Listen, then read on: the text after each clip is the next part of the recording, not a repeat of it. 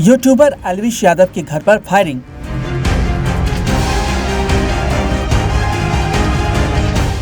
गुरुग्राम में घर पर सुबह सुबह बरसाई गई गोलियां।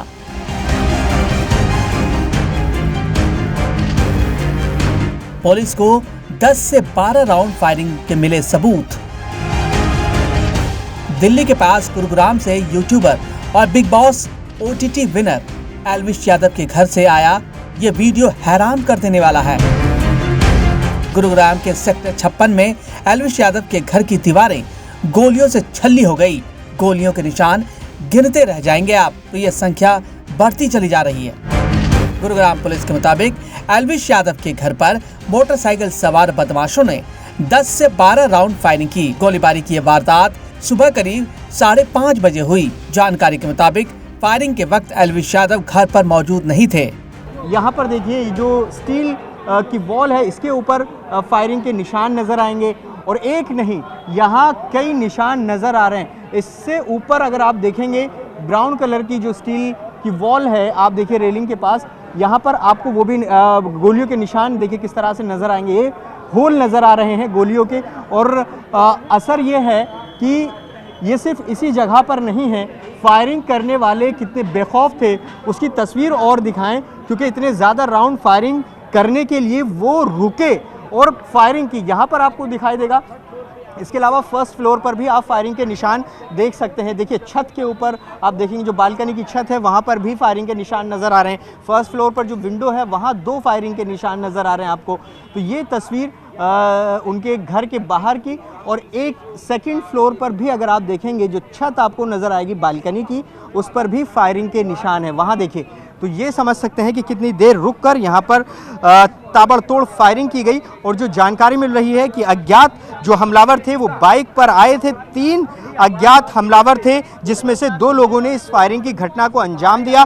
बाकायदा उन्होंने बाइक पार की और उसके बाद पैदल आकर, जो जानकारी मिल रही है उसके मुताबिक, थोड़ी दूर पर बाइक पार्क की वहाँ, और इस जगह ये जो प्लेटफॉर्म है उनके घर के बाहर, यहाँ खड़े होकर उन्होंने इस जगह खड़े होकर यहाँ फायरिंग की है। तो आप समझ सकते हैं कि गुरुग्राम पुलिस के सामने एक बड़ी चुनौती हमलावरों ने पेश की है। पुलिस जो आसपास के CCTV फुटेज है उनको खंगाल रही है। जो CCTV फुटेज हैं वो भी एल्विश यादव के घर पर आपको नज़र आएंगे। साफ तौर पर यहाँ जो हमलावर हैं उनका जो बेखौफ हमला है वो रिकॉर्ड इन CCTV में हुआ होगा, और पुलिस उन CCTV फुटेज के आधार पर हमलावर तक पहुंचने की लगातार कोशिश कर रही है। अच्छी बात यह है कि किसी को भी गोली नहीं लगी। जब ये फायरिंग की घटना को सुबह 5:30 बजे अंजाम दिया गया, उस वक्त बताया जा रहा है कि एल्विश यादव के घर पर केयर टेकर थे, उनके माता पिता थे। एल्विश यादव घर पर मौजूद नहीं थे। जिस वक्त एल्विश यादव के घर पर गोलियां बरसाई गई, उस समय घर पर परिवार के सदस्य और केयर टेकर था, और इसी केयर टेकर ने पुलिस को घटना की जानकारी दी। मौके पर पहुंची पुलिस को 10 से 12 राउंड फायरिंग के निशान मिले। तो वहीं एल्विश यादव के परिवार वालों का दावा है कि करीब 25 राउंड गोलियां चली हैं। और पुलिस प्रशासन ही कर रहा है, जो बढ़िया कर रहा है, जो भी है सारी टीमें आ चुकी है, और पूरा परिवार यहाँ मौजूद था सर जिस समय ये सब घटना हुई है। और एल्विश यहाँ है या बाहर है? वो अपने काम से, वो काम से गए हुए हैं। कितने बजे के आसपास ये घटना हुई है, कुछ अंदाजा हुआ? आप क्या कर रहे थे उस समय सर? सोए हुए थे। तो अब पुलिस ने यहाँ पहुँच करके तहकीकात की है आपके घर में आकर? सारा अच्छा काम कर रही है। हमें लगता है कि पूरा ही। कितनी फायरिंग की गई है सर? कितनी गोलियां चली हैं? अंदाजा सर कोई आपको? अंदाजा 25-30 होगी, मुझे नहीं पता ज़्यादा। सर कोई वार्निंग भी इससे पहले आपके परिवार को परेशान करने की कोशिश की? गुरुग्राम पुलिस के मुताबिक एल्विश के घर पर सुबह 3 बदमाश मोटरसाइकिल पर सवार होकर आए थे, जिसमें से 2 ने फायरिंग की। फायरिंग घर के ग्राउंड और फर्स्ट फ्लोर पर की गई। एल्विश का पूरा परिवार दूसरी और तीसरी मंजिल पर रहता है। फायरिंग के वक्त घर में केयर टेकर और परिवार के सदस्य मौजूद थे। सेक्टर 56 के SHO साहब हैं विनोद कुमार जी हमारे साथ बातचीत करने के लिए। सर सुबह सुबह फायरिंग की घटना हुई, क्या अभी तक शुरुआती जाँच में निकल कर सामने आया है? हमारे पास सुबह 6:15 बजे करीब कंट्रोल से सूचना मिली थी कि सेक्टर 57 में फायरिंग होगी। तो सूचना के आधार पर हम वहाँ सेक्टर 57 में पहुँचे। तो सेक्टर 57 के अंदर वहाँ जिसका मकान था वो एल्विश यादव का मकान था, उसके ऊपर फायरिंग हुई थी। कुछ कारतूसे बाहर पड़े हुए थे जी। फिर उसके बाद में हमने एल्विश के पिताजी थे वहाँ, उसके पिताजी से पूछताछ करी भाई कैसे क्या है क्या नहीं है। तो उसने बताया भी हमारी किसी से कोई दुश्मनी नहीं है और ना ही हमारे को किसी प्रकार की कोई धमकी मिली है।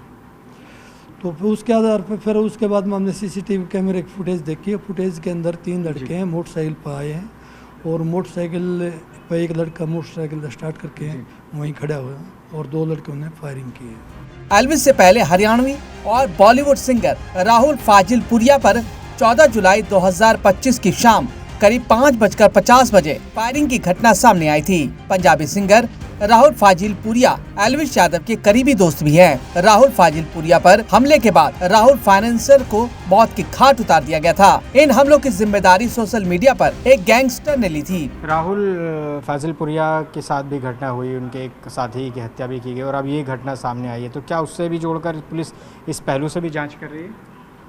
एल्विस यादव से हमने पूछताछ करी थी। उस एल्विस यादव ने ये बताया भी राहुल से मिले मेरे को 1.5-2 साल हो गए, उससे मेरा कोई लिंक नहीं है।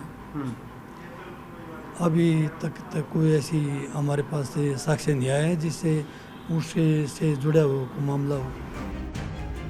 एल्विस यादव के घर पर फायरिंग की सूचना मिलते ही गुरुग्राम पुलिस मौके पर पहुंच गई और जांच शुरू कर दी। फॉरेंसिक टीम भी गोली के निशान और अन्य सबूत जुटा रही है। एल्विस यादव का असली नाम सिद्धार्थ यादव है। वो यूट्यूबर, ब्लॉग और रोस्ट वीडियोस के लिए जाने जाते हैं। एल्विस की तिगड़ी फैन फॉलोइंग है। एल्विस इससे पहले कई बार विवादों में आ चुके हैं। पिछले साल एल्विस को सांप के जहर की सप्लाई और रेप पार्टियों में इस्तेमाल के आरोप में गिरफ्तार किया गया था और अब गुरुग्राम में उनके घर के बाहर फायरिंग होने से एक बार फिर से वो चर्चा में हैं।